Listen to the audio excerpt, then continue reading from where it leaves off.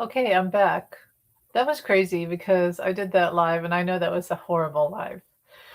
Talking about Pride and Prejudice, it was just fun for me. And, it wasn't very structured. It would help if I had a structured live, obviously. I do realize that. Um, but at least I got that out of my system. So, whatever.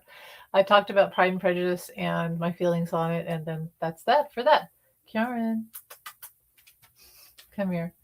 Hi, buddy. So you know what's weird, and this is horrible about StreamYard. So you push end stream, you push end stream, and it says you want to end stream. Yeah, I want to end stream, and so you click that, and it's over, right? And then you go and like I put my dog's food in the oven because I cook him meat, and it's like a little bit of ground beef, and then I made some tea. I probably went to the bathroom. I yelled at my cats because my cats have been fighting a lot lately. And then I come back and I who knows what else. I probably like I did that type of thing, cleared my nose, all that stupid human stuff. Who knows what I did? And then it looks like it was still recording me. So it's like, great, thanks StreamYard for that. Happened to me another time. And mind you, I always kind of feel like you got to be careful. Something could be recorded. I know it sounds paranoid, but if you've got these things on your computer and whatnot, you could be getting recorded on accident.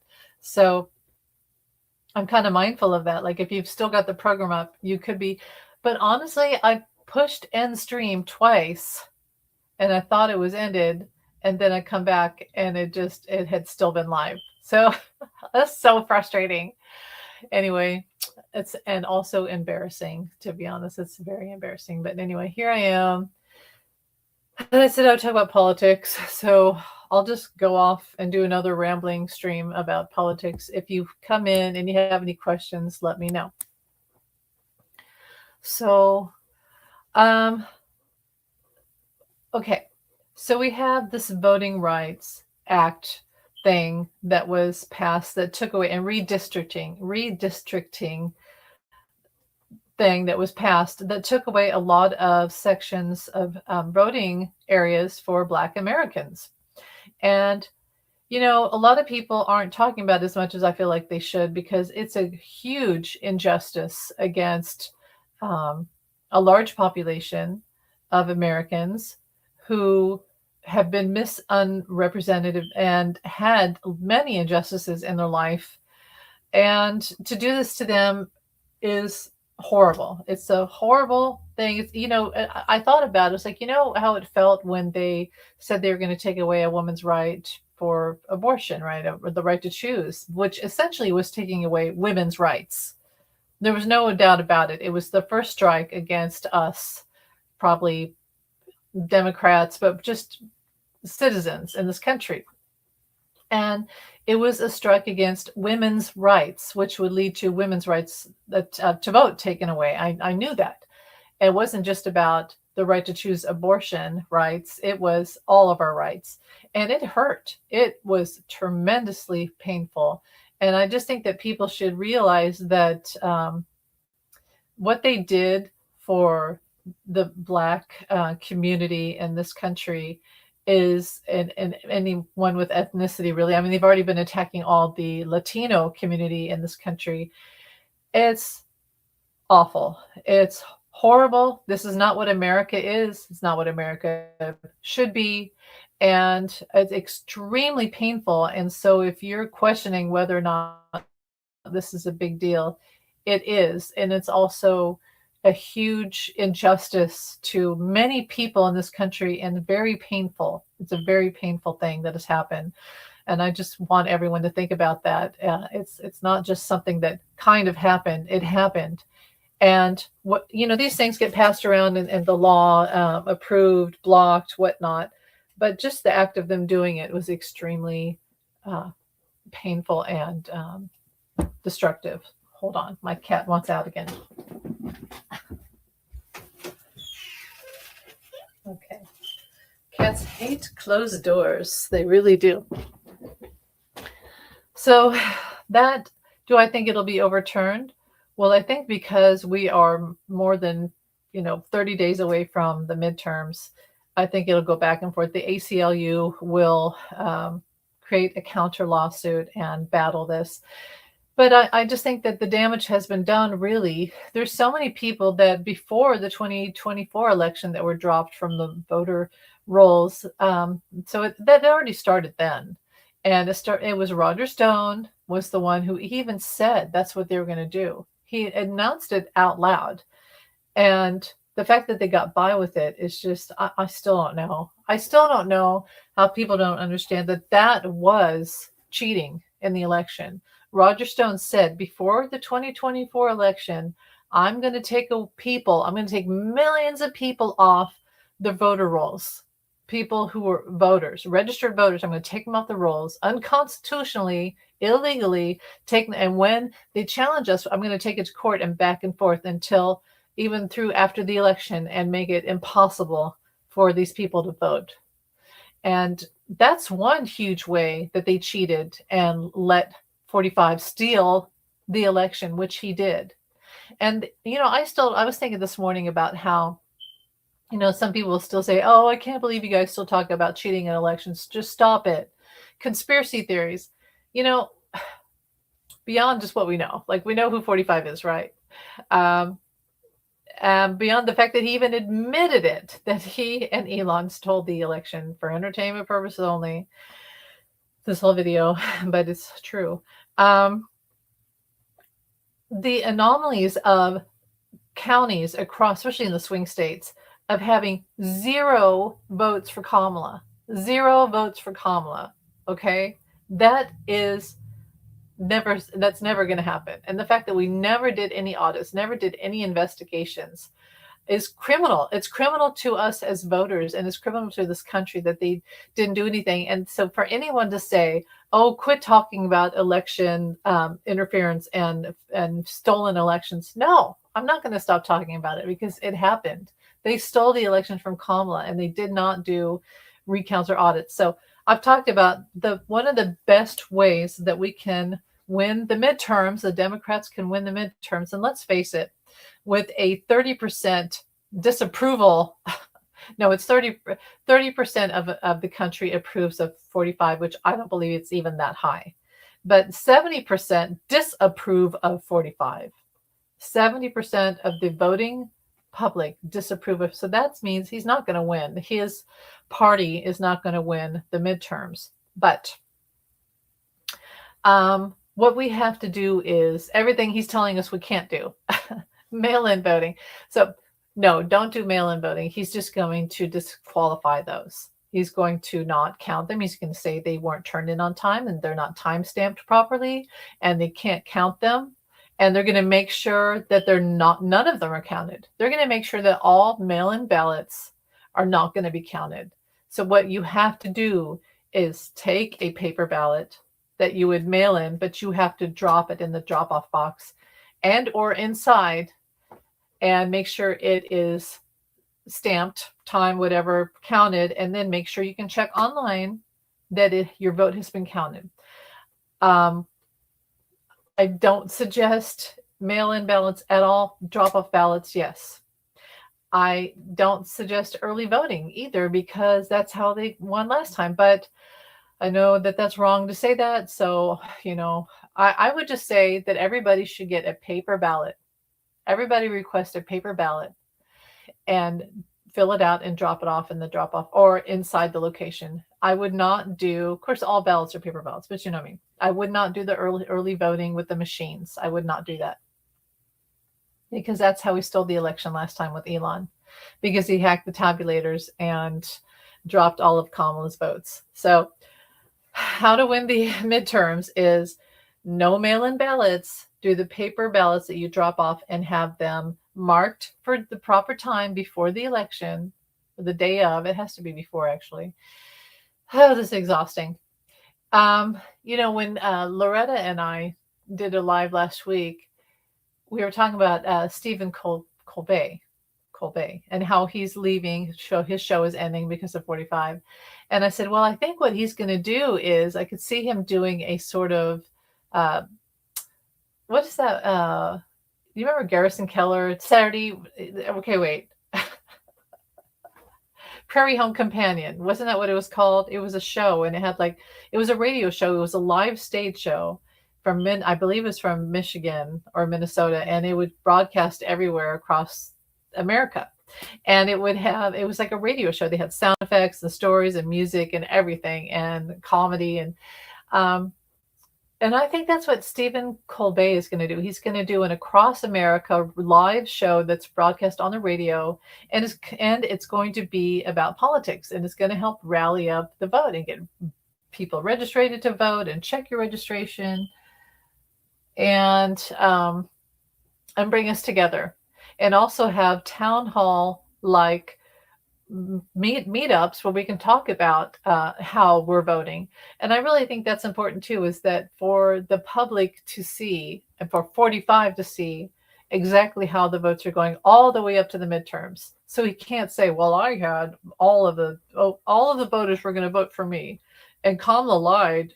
Like you said, Kamala, this would be just whoever's the Democrats. The Democrats are lying and say that they had all these votes. They're all going to vote for me. No, you can see all the way up until the midterms that nobody wants you. And I believe it'll be like 90% disapproval rating for 45 up until the midterms. He's not going to have those votes. It doesn't matter how they gerrymander the district. He doesn't have the votes. He doesn't have the support. So that's going to happen. So Laura and I talked about that. The other thing I saw was a very like Woodstock type of events as well, like the No Kings marches, but like Woodstock. And you know how Coachella, they have the music and the people get dressed up, especially Gen Z and millennials, especially millennials. I feel like they get dressed up. The influencers all get dressed up and they go to the Coachella. And I'm like, well, what, they go do that, but why don't they go vote? And why don't they go to the No Kings rallies? We really need these people. Well, how about we do it where it's No King rallies and it's like Woodstock, modern day Woodstock, with the bands that everyone likes, old, new, what have you. Let everyone get dressed up, and then again have these sort of town hall meetups where we talk about the midterms and talk about what's happening in our country and show everyone where we're standing. I think that's really important. So I can see that happening. So Woodstock type No King rallies that bring us all together with music and etc. And Stephen Colbert doing like a broadcast radio show across America all the way up until the midterms. I see those two things happening. Now here's something else I wanted to talk about. So, okay, well, Friday night, 45 said, because it boosts the market, right? It boosts the stock market. And he says, the war's over. See you on Monday. They keep doing this every Friday. And then we wake up and you bomb them again. Or, Monday morning it's back on and you're threatening to annihilate everyone. And that's kind of what happened. It's interesting because he, Friday night, the war's over. And then Saturday, oh yeah, another attempt, right? Didn't he have, there was another, I don't know, something happened. But he had this emergency, a medical emergency. And remember in my last thing that I did with the wall for out the window, where I just sit and talk about politics and predictions. And I said something about 45's heart. Now, we all know his heart isn't great, but I think he had another event. I really do. And you notice how he just looks terrible. And they showed him at this thing today in the Oval Office where or the Resolute office, wherever it was, where he has all these kids around and all the like Dr. Oz and Dr. RFK. He's not a doctor. And a 45 looked like he was ready to pass out the entire time. His eyes are puffy. He looks horrible. He sounds horrible. He's ready to just pass out. He is not well.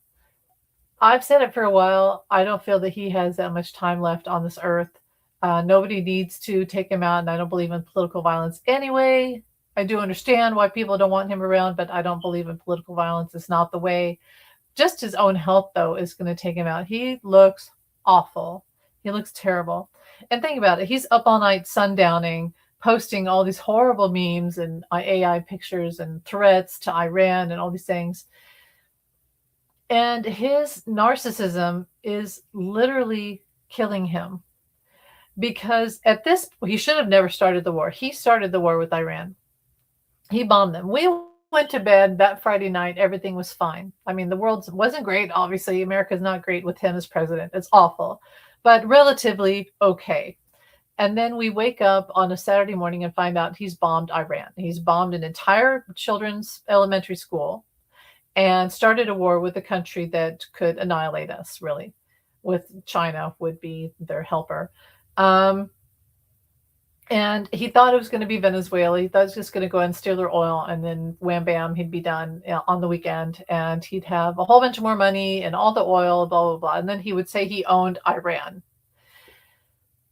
and it didn't work out. And now he's having to deal with it day in day out, and all night he's just sundowning and posting all these things. And his narcissism will not let him accept any peace talks, because all in any deals, nothing.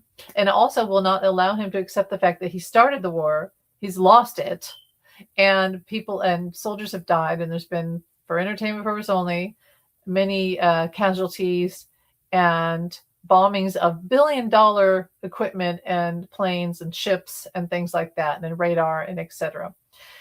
His narcissism will not let him accept that. He should take a peace deal. There was another chance for a deal, and he wouldn't do it because, as he said it himself, he's a pirate. He's a pirate, and he's going to take all the oil and get at the money, and he's going to win, and they have to concede to him. It's not his strait. It's not his country. That's not his domain. It's not his to choose. He doesn't get to. So like he said, I'm going to, and he threatened Iran, I'm going to allow these ships to go through. It's not your strait. It's not your oil. It's not your land. It's not your country. But see how, as a narcissist, he won't accept any deals, which means he'd have to lower his standards and admit defeat in some form. And so he's just going to keep going until what? Everything's blown up. Billions of dollars of planes and ships and equipment are just completely annihilated. So, and the thing about the ballroom is they tried to sneak in this $1 billion ballroom renovation paid for us. It was supposed to be paid for his wealthy friends. I guess he doesn't have them anymore. Maybe because they were from, maybe those donors were from the Live golf tournament. Maybe they were the Saudis. Maybe those were the people who were going to help him build the ballroom, and they pulled out because of his actions. I bet you anything that was his friends.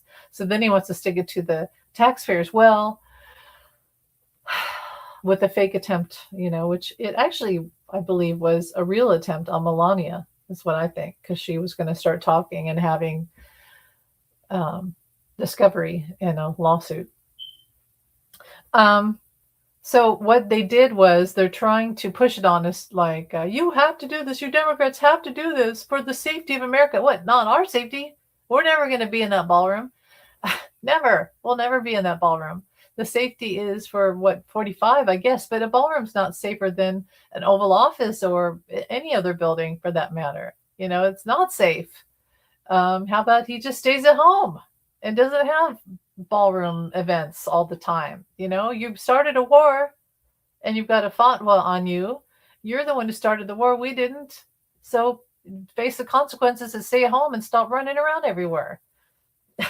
You can't have a ballroom. Here's the thing about the ballroom too. It's like, okay, you can have a ballroom, but it's going to be the cheapest lockdown ballroom, like a closet, without any gold, because if it's for safety and security, it's not going to have gold in it. Okay. It's not going to have chandeliers and gold. It's going to be your most basic, cheap Kmart variety ballroom, because if we have to pay for it, we get to decide what it's going to look and be like. And it's not going to be gold barfed with chandeliers everywhere and Mar-a-Lago dancers in bikinis and thongs and champagne glasses. No, you're not going to have any of that.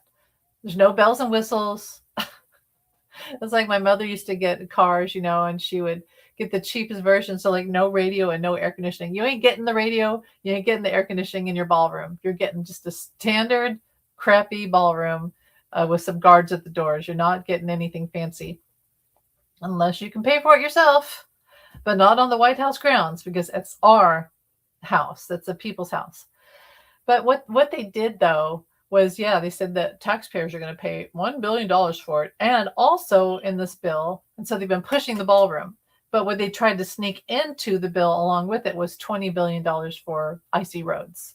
And that's when I saw that, I thought, oh, that's the real thing. They've conned us in, and they didn't con me, but they've been trying to con people into believing that the ballroom was a safety issue and that we have to have it so they could sneak in $20 billion for icy roads. And I believe that money goes to Israel and Russia. And that's why they've been pushing all of this, and they're desperate. We had the government shutdown and everything because we won't supply money to icy roads. Well, the money really is supposed to go to these other entities that he promised. And he probably pockets a certain amount of it. Also, yeah, I don't know what I'm going to say. But that's what I see. The ballroom is a swindle on every level you could ever think of. And so it's just a proposal, but that's what they're trying to do. So whenever you hear like Lindsey Graham come on TV and he says, you guys, you have to have the ballroom. No, we don't. We do not have to have a stupid ballroom, and we're not going to have a stupid ballroom. You're trying to swindle us. You're trying to sell us a Lamborghini that you're going to keep and we're not going to have.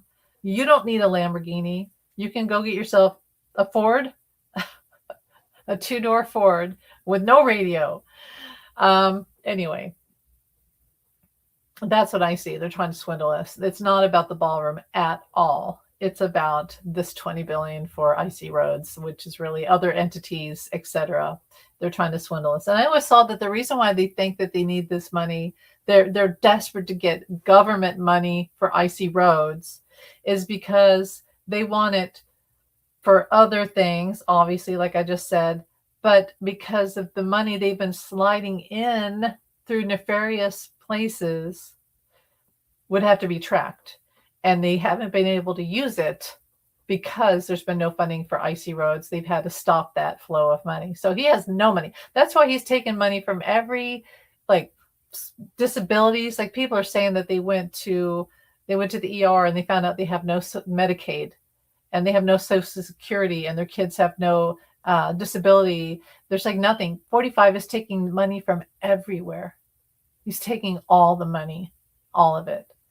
So that's really sad. And okay, so the airline Spirit, I kind of think it's funny, not funny, interesting that Spirit Airlines now has gone under because of 45. It's not funny, but because Spirit and intuition and all this stuff. That's just the beginning, is what I hear. And you can all, I know you guys all know this too. It's just the beginning. But it might be one of the things that forces him to concede and finally accept a peace deal, because I'll tell you what, that's what, when he had the government shut down back when he was president the first time, and it was Christmas, remember, and he was alone in the White House, and it went on, and people were like, it's Christmas and we're not getting our money. Our government workers aren't getting money. We can't afford Christmas. We can't afford food. Can't afford toys for our kids. And I remember it was the day I saw a plane symbol on the ground when I took my dog for a walk. And I said, oh, that's what's going to end the shutdown, because he wouldn't dare allow the airline industries to go kaput. It would destroy him. So I saw it again, and I posted this picture I saw of an airline symbol on the ground. And I really think that as this affects air travel, think about this. MAGA, what does MAGA do? Does MAGA fills up their big trucks and their big boats? Remember, they would have their big boat parades that had the big frump flags, all of it, all over at MAGA and all that stuff, and then, everything. And they had all these flags, and they were like this big waves, that they had these huge boat parties out in Florida and wherever they live. And they can't fill up their boats. They're not going to build them motor lawns. They're not going to be able to road their motorcycles, what have you, their big, huge trucks. And we're not going to be able to have flights, the travel industry, all of it. He won't be able to fly. He won't be able to fly. Well, he will.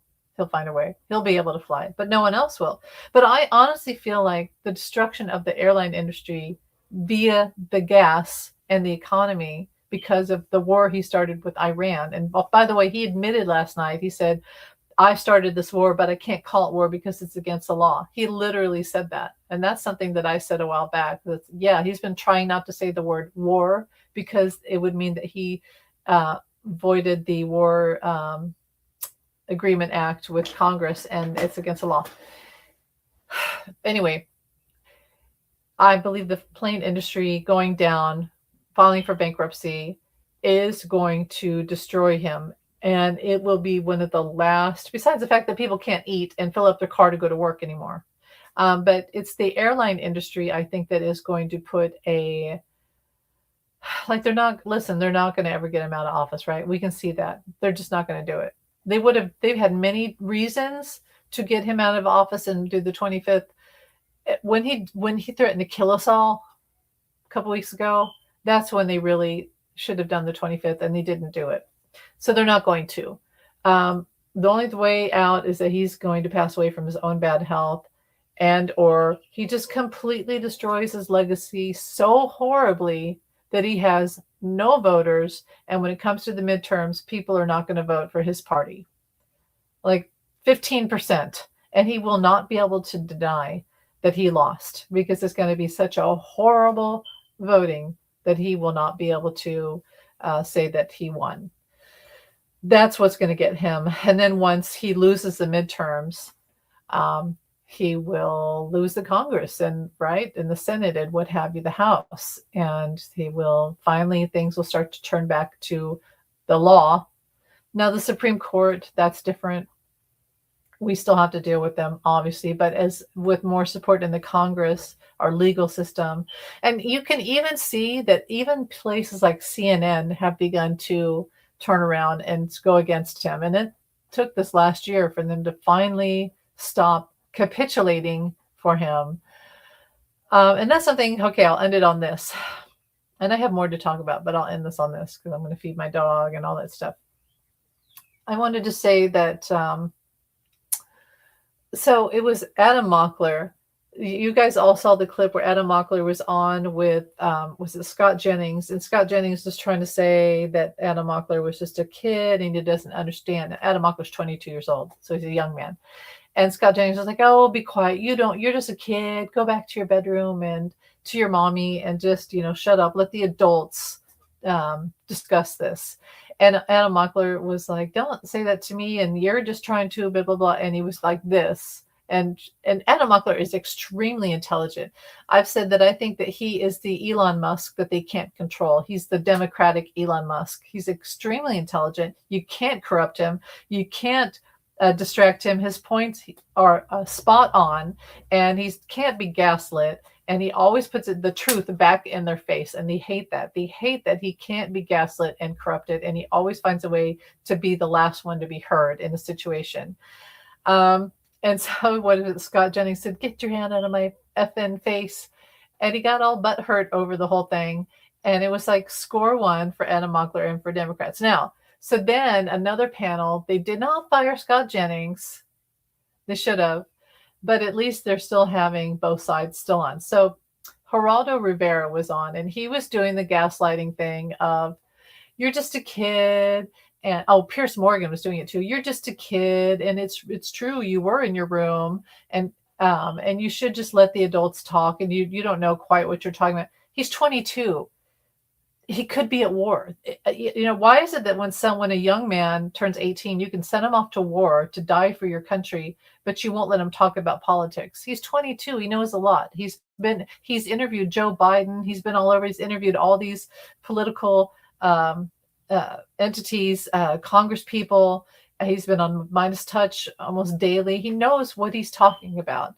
And by the way, he wasn't in a bedroom. He was in his hotel room because he's doing these shows with CNN and traveling around to these political events. I just thought it was very condescending. And again, he can't be corrupted, and they hate that about him. And he's extremely intelligent. So, Geraldo Rivera was telling him not to be quiet. And then they tried to shame him and say that he was putting down the soldiers. Now, that really upset me because here we have a government regime who won't even tell us how many have died. They won't even let us cover the news and try to cover up. They're trying to cover up Google imaging of bombed naval areas that are, for U.S. naval. And here is a kid trying to bring the truth to the American public and trying to hold them accountable, this regime accountable, and he's being gaslit and told to shut up, and he's shamed about, and he was like, no, I'm not saying that I'm against the soldiers, I'm against what this regime is doing. What got me about Geraldo Rivera was that Geraldo Rivera once hung out with John Lennon. And John Lennon would have been just like Adam Mockler, and he would have stood up to these people and Scott Jennings, and he would have said exactly what Adam Mockler said, and in the exact same way he said it. John Lennon was 22 when he was told that he couldn't say certain things and was shamed, but he was a man and he had an opinion, and he was often right about things if sometimes he didn't say it properly. But why is it that they can insult a 22-year-old, but a 22-year-old can't hold them to account in the same energy? So I just didn't like their condescending attitude and words, and I feel that it's gotten ridiculous. And Piers Morgan, it was just gross. It was gross to me that he treated him like that. And I hate the whole attitude of shut up, let the adults talk. He's an adult. And he's not making money, and he's not corrupted like you guys. So um, they had a chance. That's the thing also about Republicans. They always say, oh, shut up, Democrats. No, you guys have had your chance. You had your chance all these years to prove to us that you were so God Almighty great. You wouldn't have wars. You would fix the economy. You would fix everything. You weren't going to take away our rights, our civil rights. And you've done all that. You started wars. You've ruined the economy. You took away our rights. You took away our equal rights, our civil rights. People have been shot in the street. And you're going to tell us to shut up? No, you had your chance. Shut up. You guys shut up. You had your chance to talk. So I stand with people like Adam Mockler. Is he young? Yes, but he's not stupid, and he is brave enough and smart enough and succinct enough with his words to tell the truth. And that's what they don't like, because they don't like the truth. They like that they can lie to us, and they actually have laughed at us that they've been able to gaslight us all this time. You hear that beautiful cardinal out there? So I will end it on this. I guess the last thing I want to say is this is going to take forever to upload, but I just wanted to say that timeline changes. Okay, I want to talk about timeline changes. This happened with the election in 2024, and I've seen it happen quite a few times, and it's happened with certain events that are tragic, that are meant to gaslight us and manipulate us. I'll go to bed, and it'll say tomorrow's going to be sunny, and Friday it'll rain. And every Friday for the last month it's rained, right? And more than that, actually. This happened last week. But I wake up on Thursday, and Thursday is cloudy all day, and I'm depressed, and I feel yucky, and things feel weird, and it feels like everything's just weird and backwards, and it's like, what is going on? And then the storm is on Thursday, but Friday is sunny, and then everything's different. Everything has changed. I really legit feel like that they have some sort of, maybe it's Elon, maybe it's Putin, I don't know who it is, but there's somebody, maybe it's their little gospel bitch in the White House. Can't remember her name. Their voodoo bitch in the White House. I really feel there's something that they do. Tell me what you think, to mess with the timelines. I really believe this. I feel they switched us into a different timeline. And I always get like really bad headaches when they do it too. It's really strange. So I want to know what you guys think of that. And I don't know. Anyway, let me know what you think. And thanks for watching this. I will talk to you later. Have a great night. Bye.